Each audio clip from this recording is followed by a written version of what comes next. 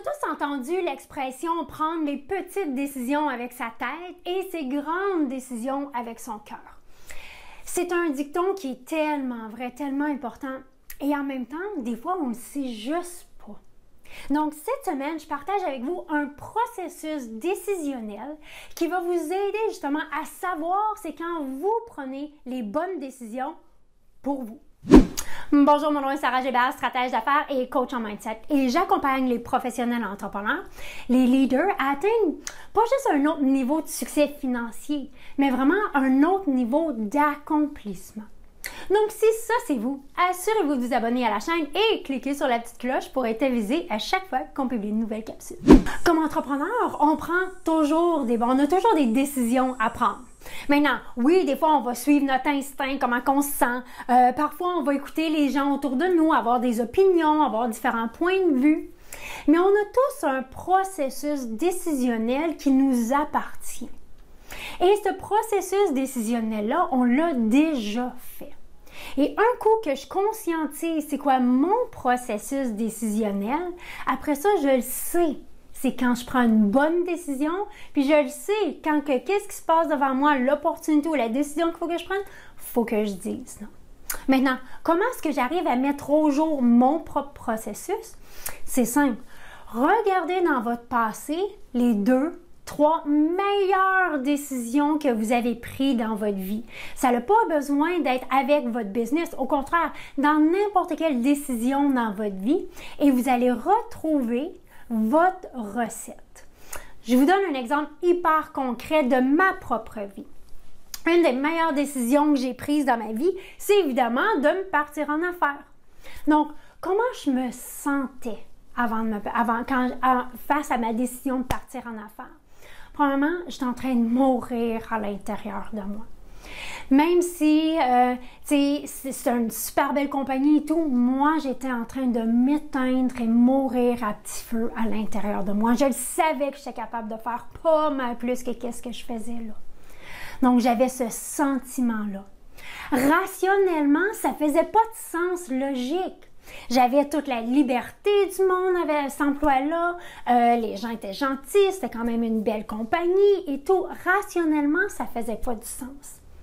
Et les gens autour de moi me disaient, ben voyons donc, t'as quand même une bonne job, c'est flexible, ça va bien, t'as toute la liberté au monde, tu fais pas mal ce que tu veux là. Donc, pourquoi tu restes pas là? T'es confortable là, t'es bien là. Mais mon environnement, ce qu'il voulait, puis ce qu'ils veulent, notre environnement, c'est de nous garder sécuritaires. C'est tout, nous protéger. Deuxième excellente décision que j'ai prise dans ma vie, c'est de vendre ma maison que j'avais en banlieue pour revenir en ville. Donc, de diminuer de plus que de moitié mon pied carré, de vendre une maison qui m'appartenait à revenir à loyer, parce que là, je savais pas où trop je voulais m'en aller, puis ça me tentait pas de me rembarquer là-dedans. Comment je me sentais, moi, dans ce voyagement-là? Et là, j'avais 3 heures de voyagement par jour. Comment je me sentais face à cette décision-là, avant de prendre cette décision-là? Simple. J'étais en train de mourir à l'intérieur de moi. Tranquillement, pas vite, faire 3 heures de voyagement, pour moi, c'était en train de m'éteindre, c'était en train de venir me chercher vraiment.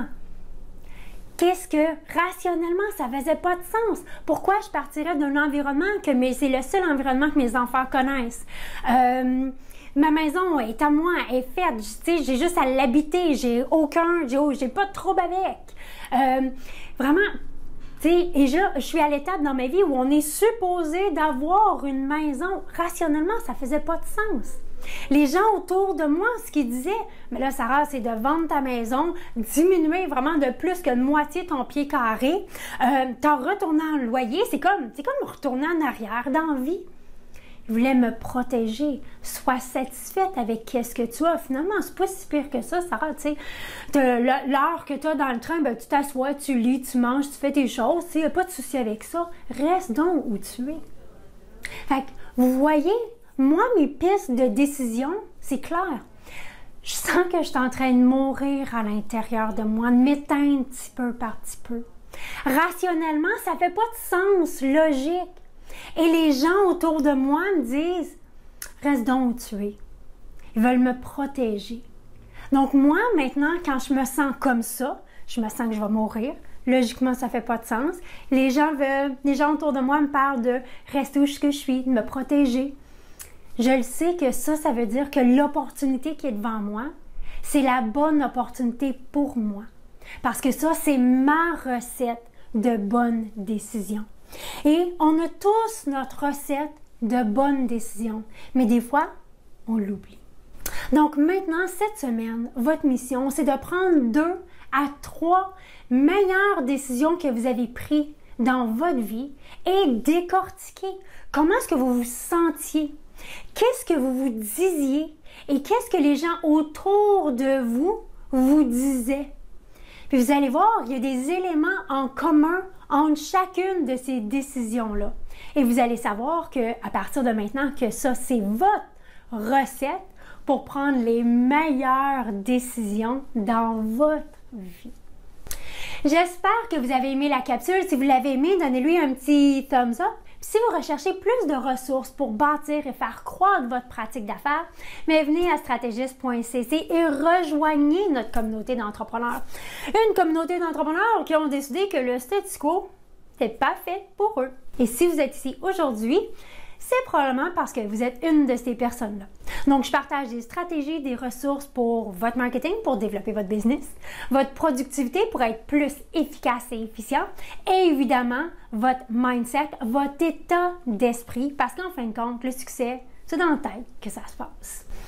Donc, maintenant, c'est à votre tour. Retournez décortiquer les meilleures décisions que vous avez prises dans votre vie et déceler et mettez au jour, conscientisez votre recette de bonnes décisions. Parce qu'en fin de compte, dans la vie, on le sait, tout est possible. Merci d'être ici semaine après semaine et nous, on se voit mardi prochain.